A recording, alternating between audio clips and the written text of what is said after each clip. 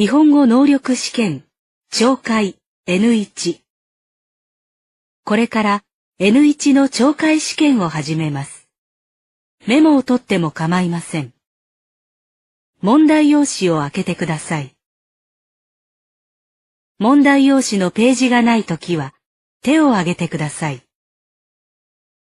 問題がよく見えないときも手を挙げてください。いつでもいいです。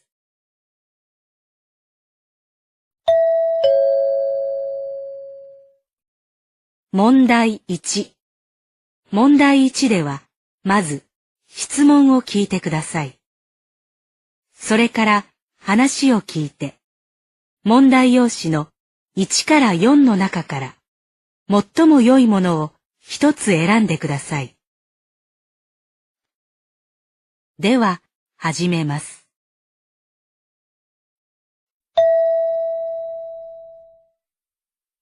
1番。男の人が電話で演劇のチケットを予約しました。男の人はチケットをどのように受け取りますか？はい。確かにご予約承りました。では、チケットのお受け取り方法についてご説明いたします。はい。公演日まで8日以上ある場合はご郵送させていただいておりますが、すでに6日前となっておりますので、当日、劇場にお越しいただいた際に、窓口横に設置されている券売機でお受け取りください。その際、予約番号が必要になります。お客様の予約番号は134ですのでお控えください。当日は混みますよね。前日までに取りに行ってもいいんですか？申し訳ございません。予約されたチケットの発行はその日でないとできないことになっているんです。そうなんですか。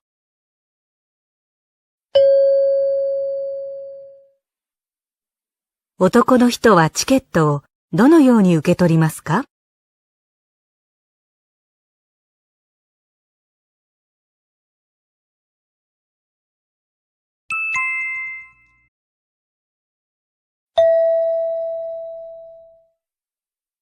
？2番。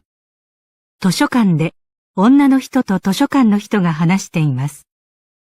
女の人はこの後、まず何をしますか？すみません。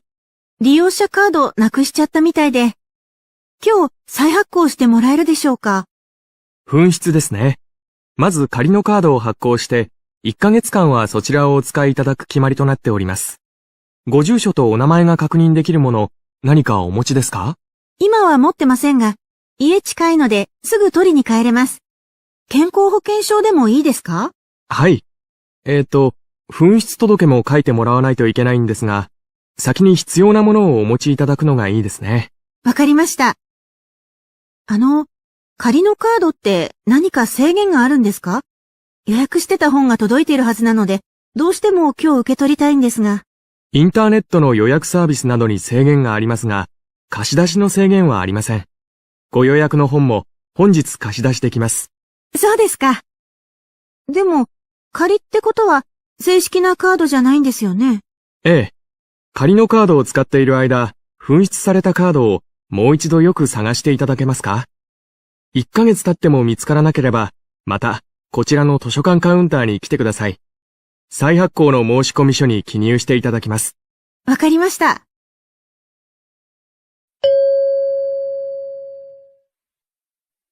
女の人はこの後、まず何をしますか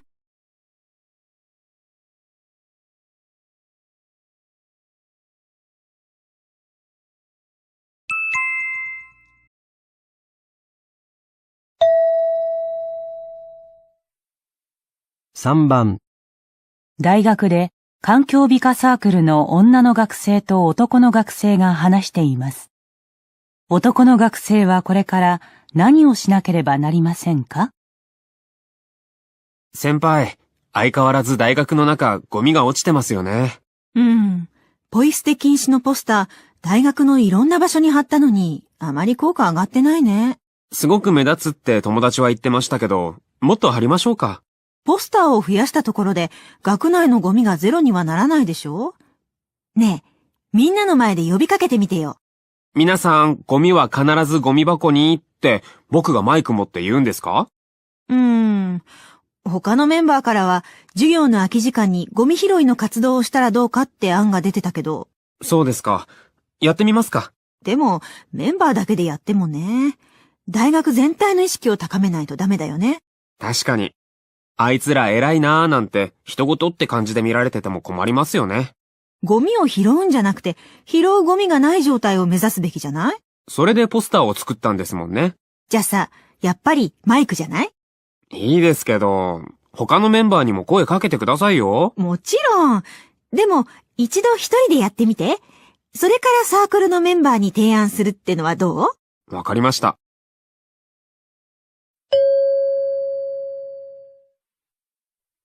男の学生はこれから何をしなければなりませんか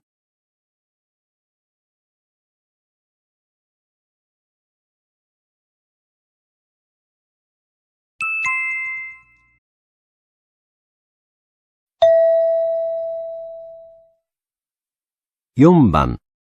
会社で上司の女の人と部下の男の人が話しています。男の人は今日から何をしなければなりませんか？伊藤さん、ちょっといいですか？森川さんから電話があって、森川さん骨折して昨日入院したそうなんです。そうなんですか？早ければ1週間ぐらいで退院できるらしいんですけど、それで森川さんの仕事を一部やってもらいたいんですが。はい。急ぎなのは給与計算でしょうか？今月分の給与計算は済んでるそうなんですが、日々発生する業務は早速今日から分担する必要があって、1日の売り上げをその日のうちに出すのと、取引先への代金の支払いと、はい。どっちか一つお願いしたいんですが、そうですね。支払いの方を私がやります。わかりました。森川さんがやってたお客様への請求書の作成もできますが。ありがとう。それは他の人に頼みましたから。じゃあ、忙しい時期に申し訳ないけど、よろしくお願いします。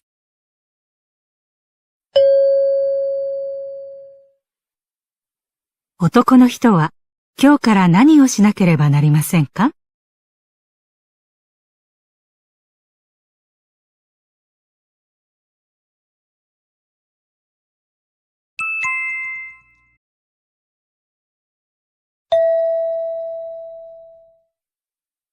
？5番。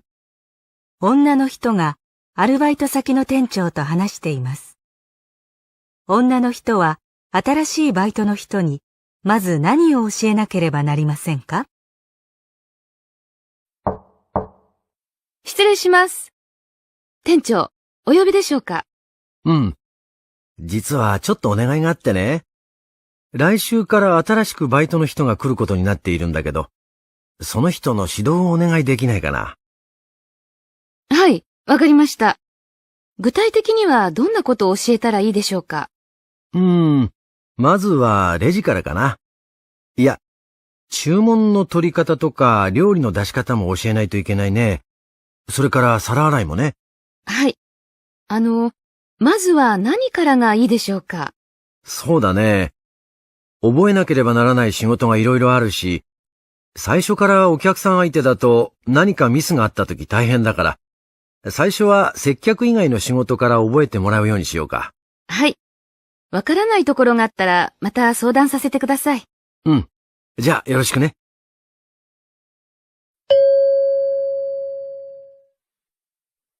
女の人は新しいバイトの人にまず何を教えなければなりませんか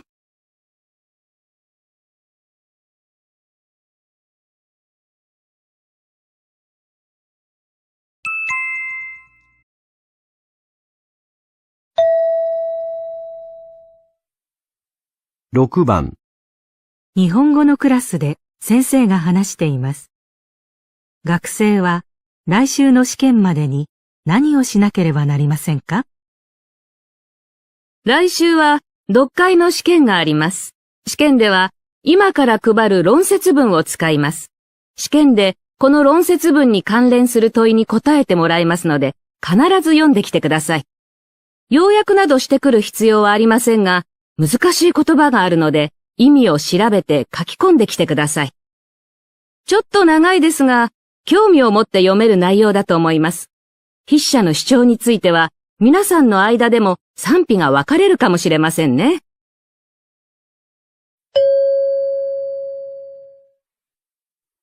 学生は来週の試験までに何をしなければなりませんか？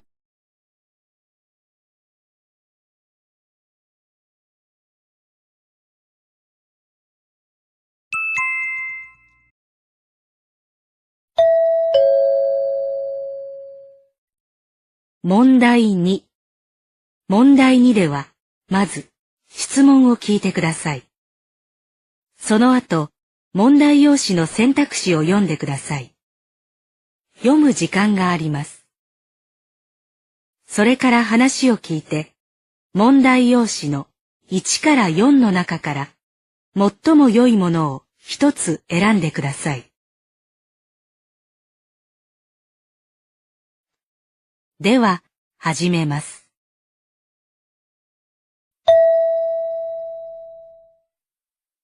1番、男の人と女の人が話しています。女の人は、男の人の服が売れないのはなぜだと言っていますか？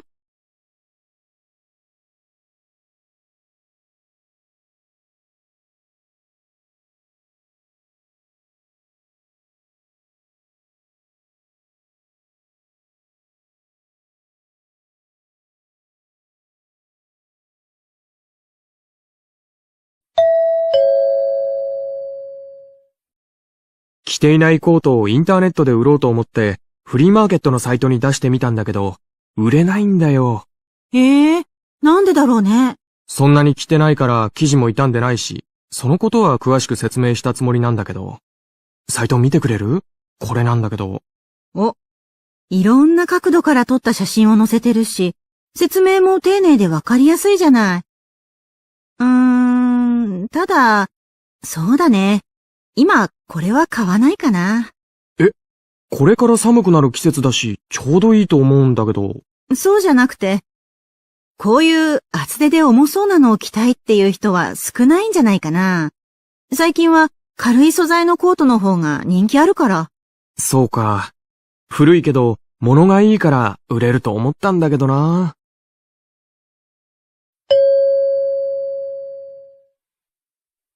女の人は、男の人の服が売れないのはなぜだと言っていますか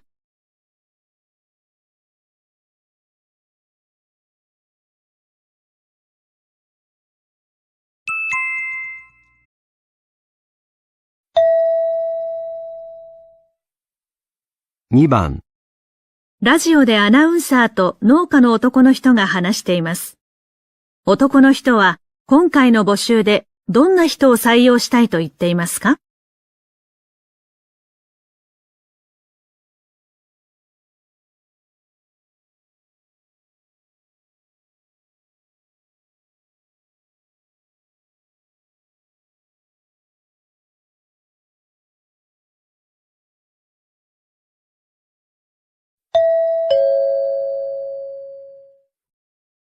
今日は地元で無農薬野菜作りに取り組んでいる山本さんにお話を伺います。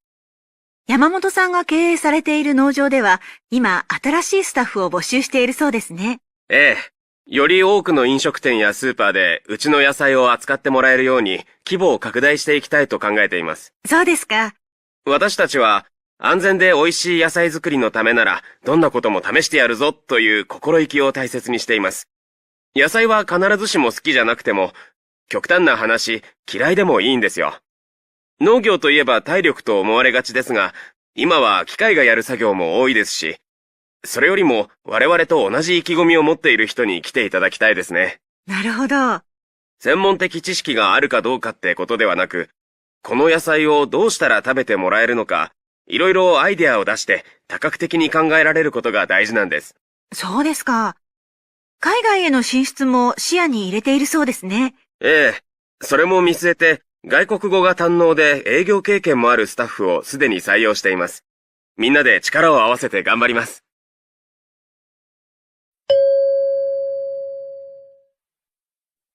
男の人は今回の募集でどんな人を採用したいと言っていますか？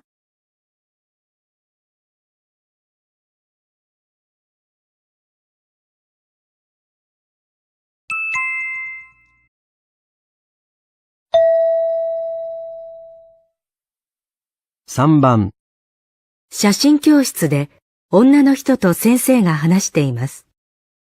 先生はどうすればもっといい写真になると言っていますか？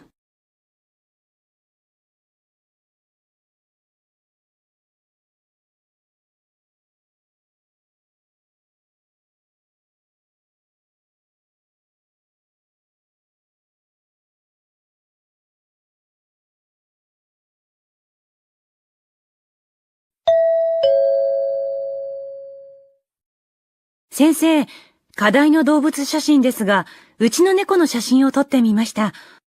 でも、なんかインパクトに欠ける写真になっちゃって、見ていただけますか？色合いは鮮やかですね。猫の毛の色と背景とのコントラストが効いています。背景に余計なものが映ってないですし。はい、そこは自分でも心がけてみました。それに、フラッシュを使わずに、自然の光を使ったのもなかなかの判断でしたね。いい出来ですよ。でも、猫の表情が今一つで、どこにでもある写真というか。構図を工夫することによっても感じは違ってきますよ。例えば、今カメラは上から全体を見下ろす角度で構えていますよね。これを猫と同じ高さまで下げ、ぐっと顔に近づけるんです。ああ、そうすれば表情が生き生きして見えますね。なるほど。今までは対象全体がフレームに入っている方が躍動感が出ると思ってました。もっといい写真になると思いますよ。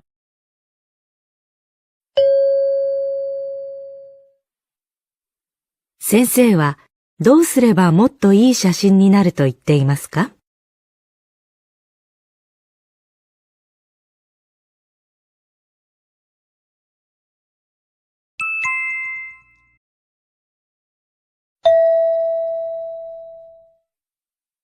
？4番、テレビであるお菓子会社の人が話しています。今までの商品が売れなかった一番の理由は何だと言っていますか？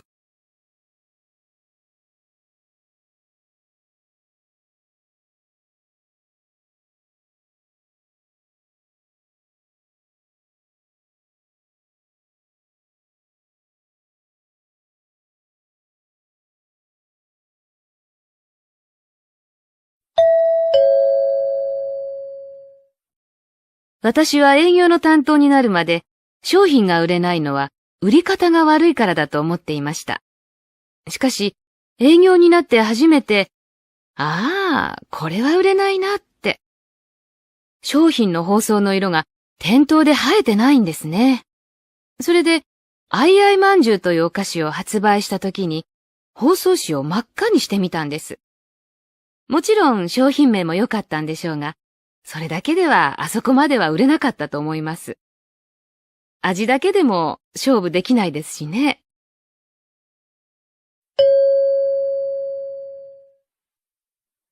今までの商品が売れなかった一番の理由は何だと言っていますか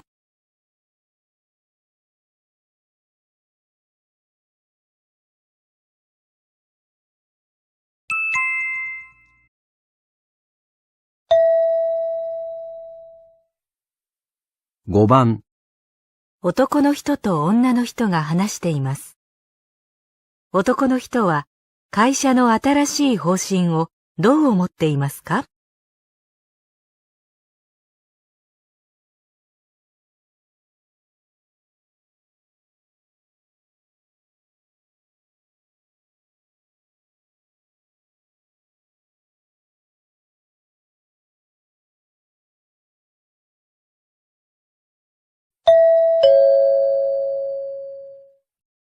聞いた？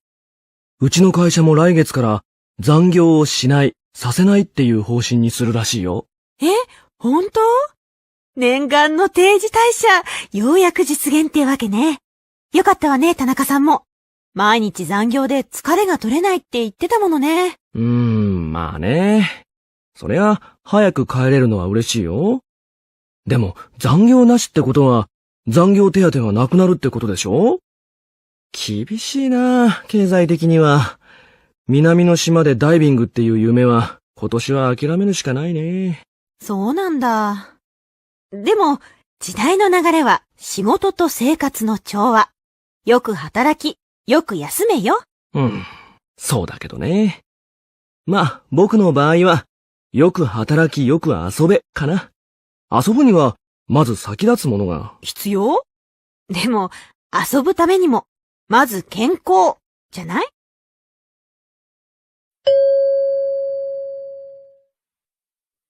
男の人は会社の新しい方針をどう思っていますか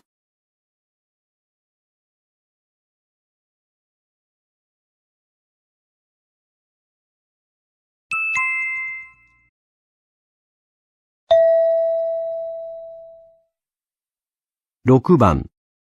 テレビで解説者がマラソン大会の結果について話しています。解説者は、優勝した選手は何が良かったと言っていますか？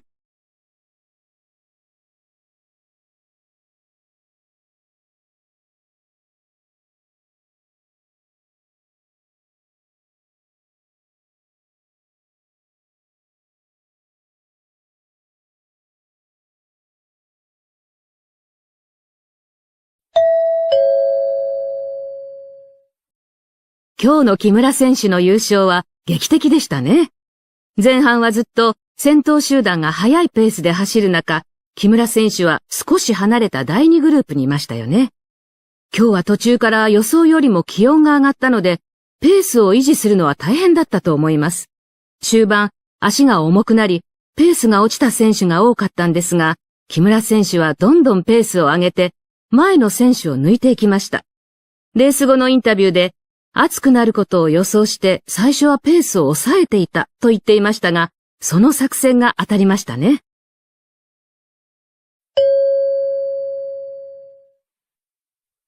解説者は、優勝した選手は何が良かったと言っていますか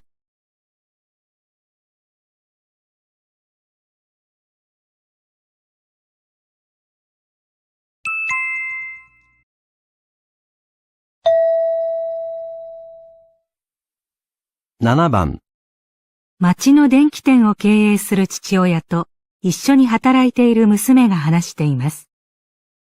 娘は店についてどのように改善した方がいいと言っていますか？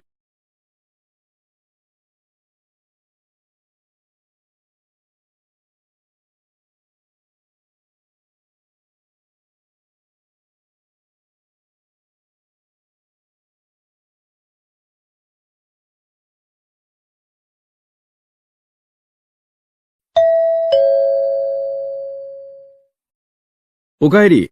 商品販売の研修はどうだった？勉強になった。うちの店でできそうなこともあったよ。商品の販売には4つの要素があるんだって。時期、数量、価格、場所を考えて売るってこと。ああ。時期っていうのは、扇風機なら夏、暖房器具なら冬っていうようなことだね。うん。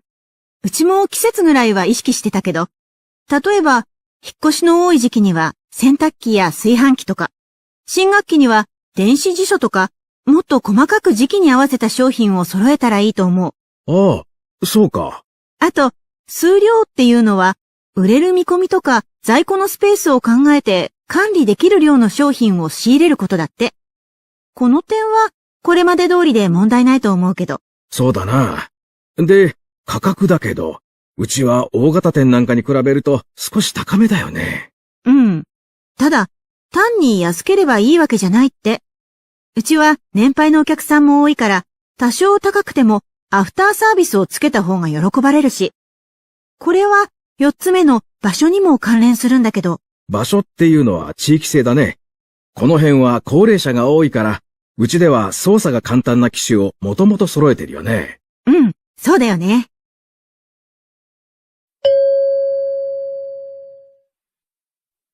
娘は店についてどのように改善した方がいいと言っていますか？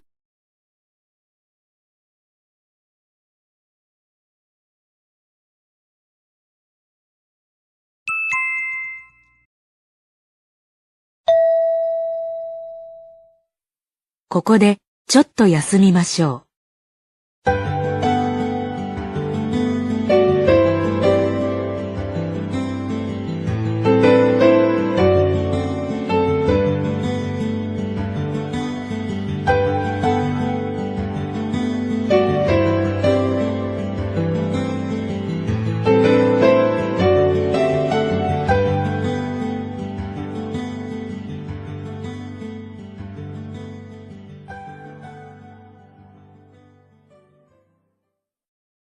では、また続けます。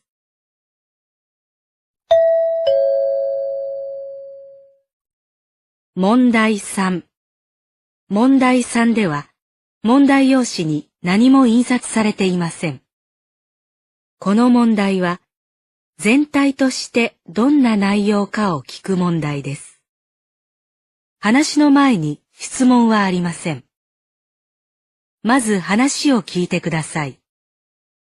それから質問と選択肢を聞いて、1から4の中から最も良いものを一つ選んでください。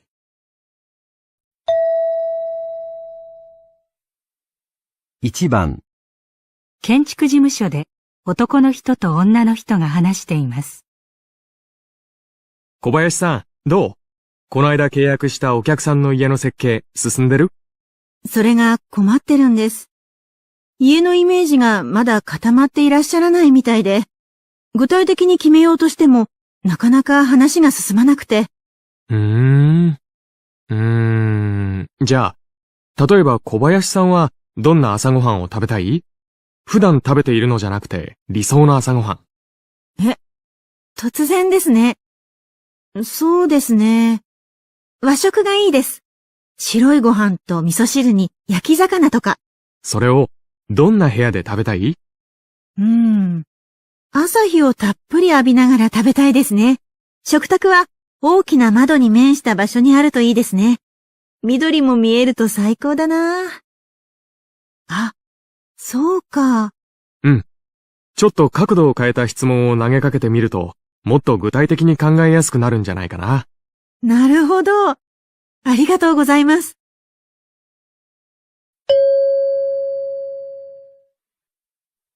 男の人は何について話していますか？ 1、客の希望を聞き出す方法。2、理想の家の条件。3、食事をする部屋の設計。4、新しい家で食べたい朝ごはん。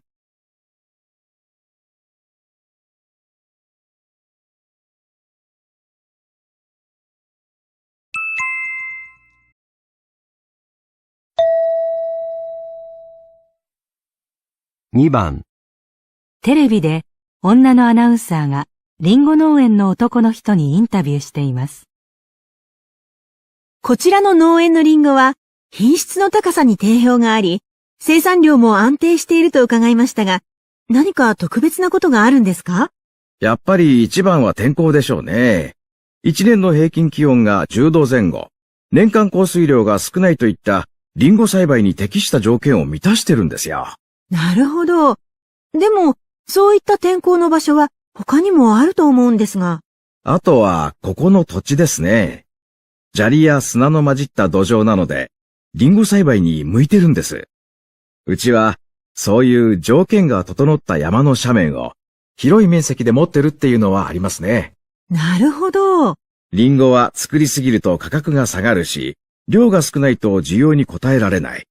ビジネスとして考えると、なかなか計画通りにいかないのが難しいところです。うちでは栽培技術の改良にも取り組み、さらに安定した量が出荷できるようになってきました。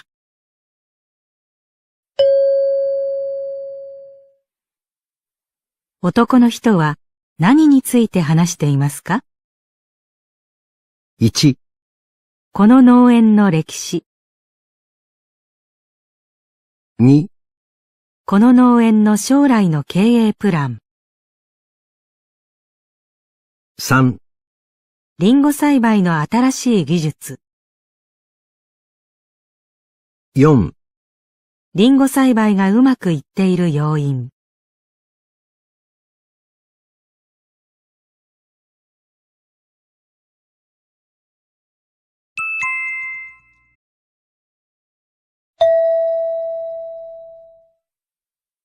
3番、テレビの情報番組で女の人が話しています。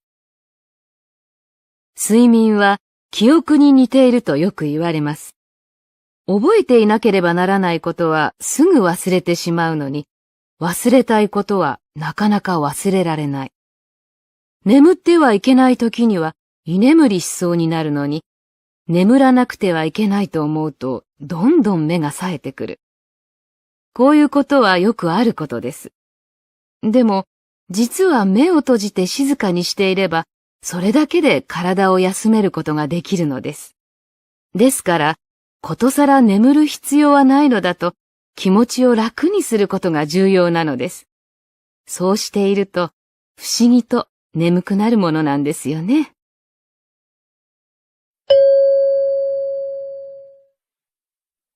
女の人はどんなことについて話していますか？ 1、記憶力を高める方法について。2、記憶力と睡眠の違いについて。3、睡眠を促す工夫について。4、睡眠を妨げる環境について。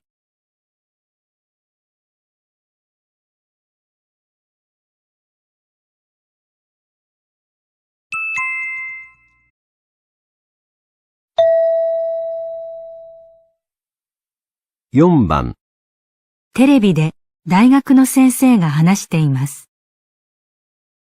私は海沿いのカニがよく取れる町で生まれ育ちました。カニの生態にも興味を持ちましたが、港の缶詰工場で大量に廃棄されるカニの殻を見て、有効利用できないかと考えるようになりました。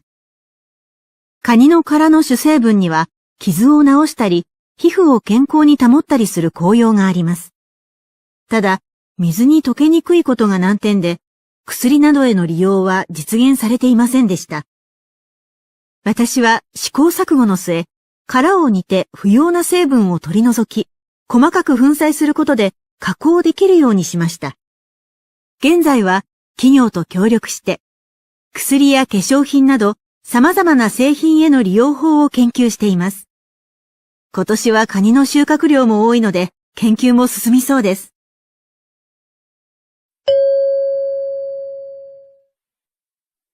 先生は何について話していますか？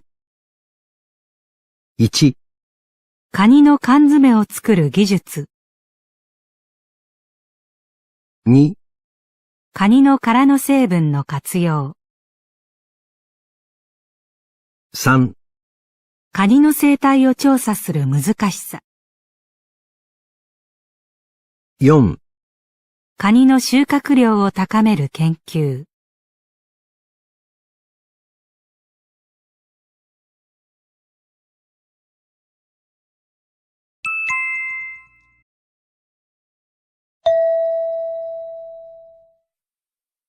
5番。テレビでサッカー選手が話しています。私はこの度、現役生活に終止符を打つことにいたしました。昨年、試合中に負傷してしまい、大きな手術を受けました。必死のリハビリが実って、今シーズン終盤には何とか試合に出場することができ、最後はチーム悲願の優勝を果たすことができました。チームとしては最高の結果を得て、この上ない感動を味わいましたが、個人的に満足のいくプレーができたかといえばそうではありません。自身が納得のいくプレーができなくなった以上、今後継続していくことは難しいと感じました。怪我をして辛かった時に支えてくれたファンやスタッフの方々、チームメイト、そして家族には感謝の気持ちでいっぱいです。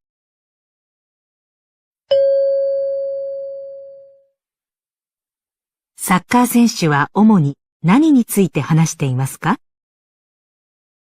1、怪我が治って復帰できた喜び。2、優勝した時の感動。3、引退を決意した経緯。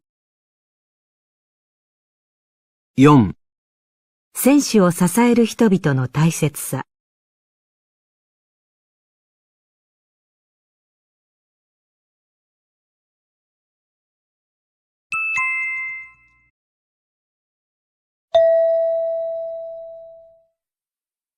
6番、ホテルの経営会議で女の人が経営の改善について話しています。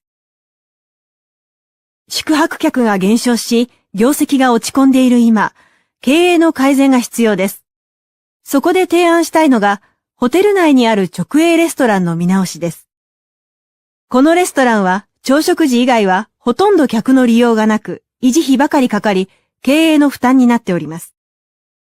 レストラン改装などによる客の増加に期待するよりも、飲食専門の会社と提携し、経費を抑える方が得策だと考えます。例えば、1階のレストランをファミリーレストランに委託し、宿泊客には朝食クーポンを渡してそこを利用してもらうというのはどうでしょうか。これなら、直営レストランがなくともサービスの低下にはなりませんし、委託先にとっても、ホテルの利用客が確実に自分の店の客になるので、双方にメリットがあると言えます。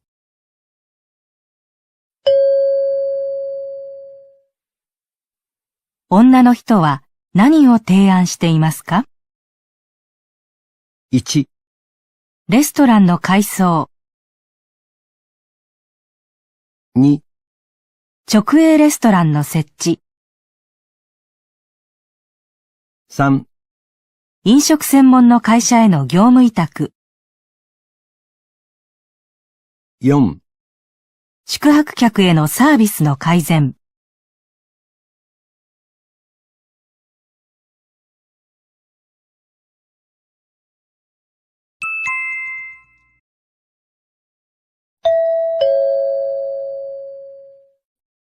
問題4。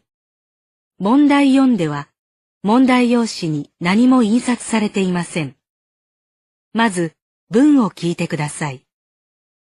それから、それに対する返事を聞いて、1から3の中から、最も良いものを一つ選んでください。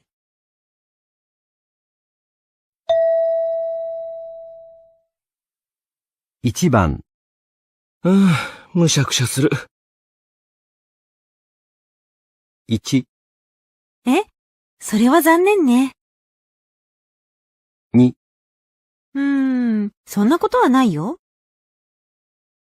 3、何？どうしたの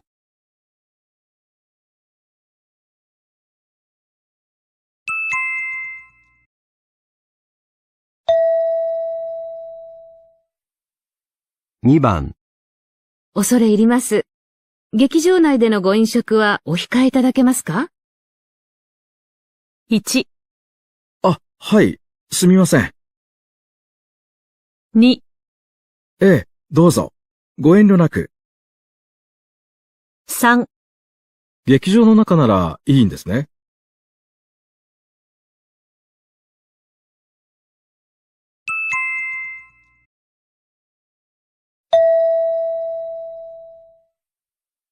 3番、また休日出勤なんて、冗談じゃないよね。1、もう、冗談もほどほどにね。2、本当？休みでよかった。3、ああ、約束キャンセルしなくちゃ。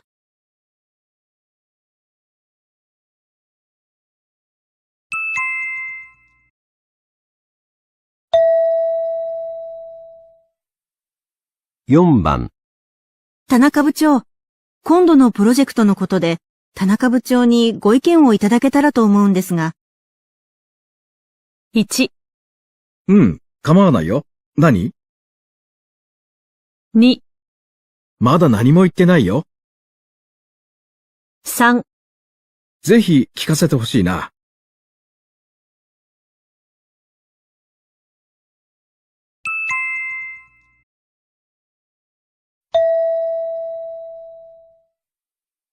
5番、新しく入った加藤さんって、テニス、昔やってただけあるよね。1、期待してたほどじゃないってこと？ 2、テニス始めたばっかりなんだね。3、経験があるとやっぱり上手だね。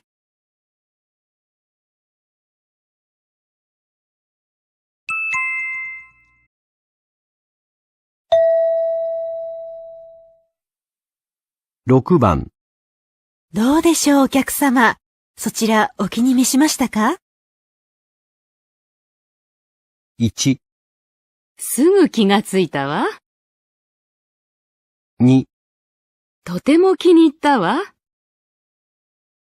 3、ちょっと気に障ったわ。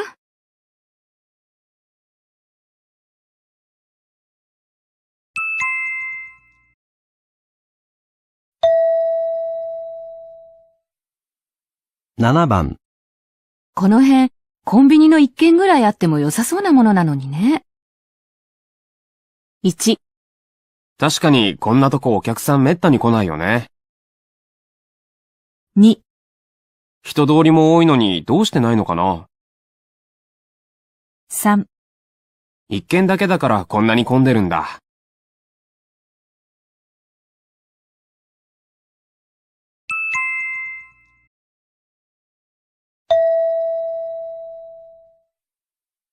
8番。これ、新しい企画なんだけど、会議通るかな？ 1、じゃ、それは問題ですね。 2、いや、いい問題ですよ。3、うん、問題ないですよ。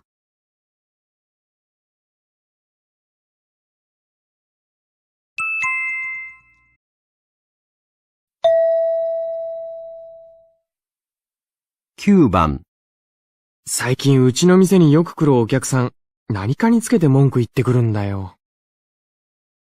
1、その人、同じことを何度も言うんだね。2、例えば、どんなことを言うの？ 3、どんなものをつけてくるの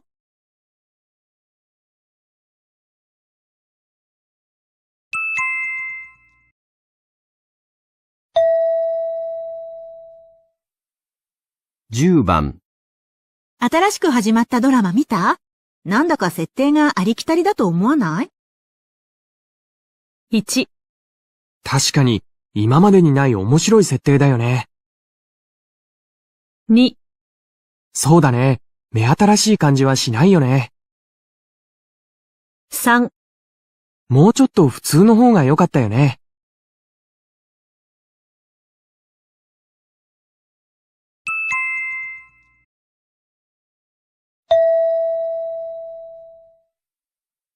11番。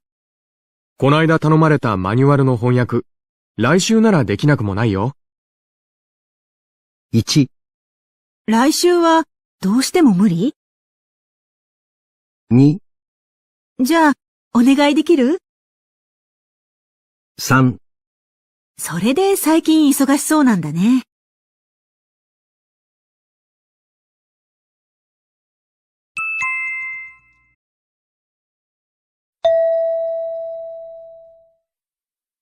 12番。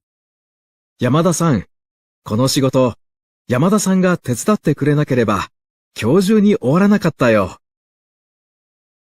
1、お役に立てて何よりです。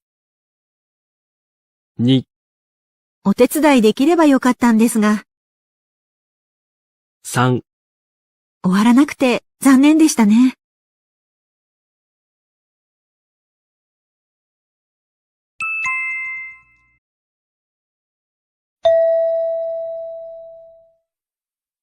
13番。この料理、2人分にしちゃ物足りないよね。1、うん、食べた気がしないね。2、一人分で十分だったよね。3、ほんと食べきれないよ。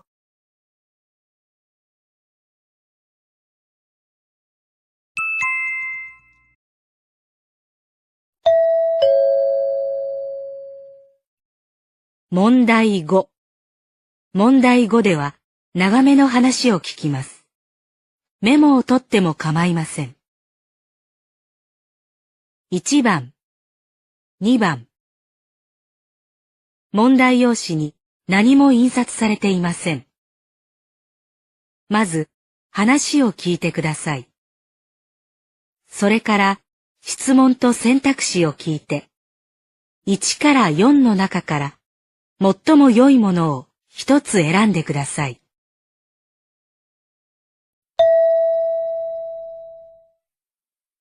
会社で上司と社員2人が話しています。今度開催する異文化理解の研修ですが、参加者間でのディスカッションの時間が多いですよね。本題に入る前に何か活動を入れたいんですが、アイデアはありませんか？ああ、今回は全国の支社から集まってもらうので、初対面の人が多いんですよね。冒頭の自己紹介だけで打ち解けて、自由に意見交換するのは難しそうですね。先日、私が個人的に参加した研修では、最初にその場でできる体操をしました。体を動かすと緊張もほぐれて、その後スムーズに意見交換できました。リラックスできるのはいいですね。今回の研修会場の広さだと動き回ったりはできないでしょうけど。楽しんでできるものがいいですよね。クイズをいくつかするのはどうでしょうか？参加者をチームに分けて、チーム対抗にすると盛り上がると思います。いきなりチーム対抗でっていうのは、ちょっと唐突な感じがするかもしれません。それよりも、参加者同士で共通点を探し合う活動などはどうでしょう。お互いに質問し合って、時間内にできるだけたくさん見つけるんです。自己紹介の後の流れとしても自然だと思います。相手を知るっていう意味では、研修の趣旨にも沿ってますね。クイズは趣旨に沿った内容を準備するのは時間がかかりそうですね。そうですね。あとは、参加者全員の名前をその場で覚えて言うっていうゲームをやったことがあります。これも盛り上がりますよ。そうですね。ただやっぱり、単に緊張をほぐすとか盛り上がるっていうものより、研修内容につながるものにしましょう。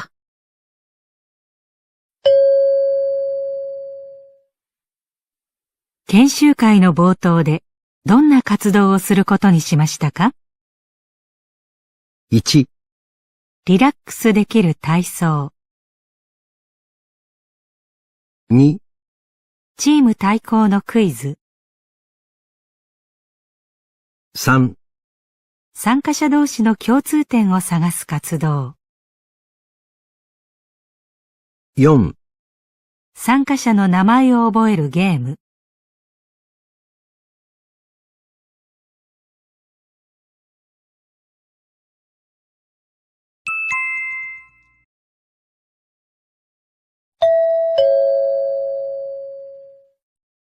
まず、話を聞いてください。それから、2つの質問を聞いて、それぞれ問題用紙の1から4の中から、最も良いものを一つ選んでください。テレビのニュースを聞いて、女の人と男の人が話しています。みどり市では来月2日、市長選挙が行われます。今回の立候補者は4名です。まず、現職の田中裕二氏。再選された場合は、高齢者の介護事業に引き続き力を注ぎたいとのことです。次に、山田恵里子氏。スポーツ環境の整備、心理相談室の開設など、市民の心身の健康増進を図る考えです。続いて、鈴木晴美氏。保育園の整備、子どもの医療費無料化を実現し、少子化対策に取り組むとのことです。最後に、石井和夫氏。郊外の住宅地と市街地を結ぶ公共交通支援事業を実施し、生活しやすい街づくりを進めるとの考えです。市長選、もうすぐだね。私、昨日駅前で候補者の演説を聞いたよ。市民の健康のための事業を進めるっていう人。話が具体的で意義もよく伝わってきたよ。老朽化した運動場の整備とか、カウンセリング窓口の設置とか。へえ、直接聞くとよくわかるってことあるよね。他の候補者の話も聞いてみたいと思ってるんだ。保育園関係の政策が気になってて。そっか。僕は祖母が町から少し離れたところに住んでるんだけど、市街地のスーパーや病院に車で送り迎えしてほしいって頼まれることが多くて、祖母がよくバスがないって不満言ってる。だから、その政策を掲げる人を支持したいんだ。そうなんだ。高齢者人口も多くなってきてるから、いろんな支援が必要だよね。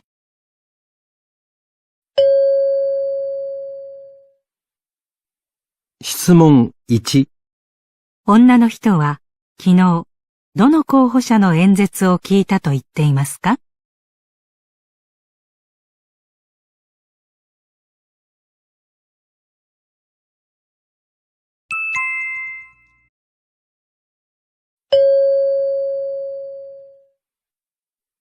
質問2。男の人は、どの候補者の政策に期待していると言っていますか？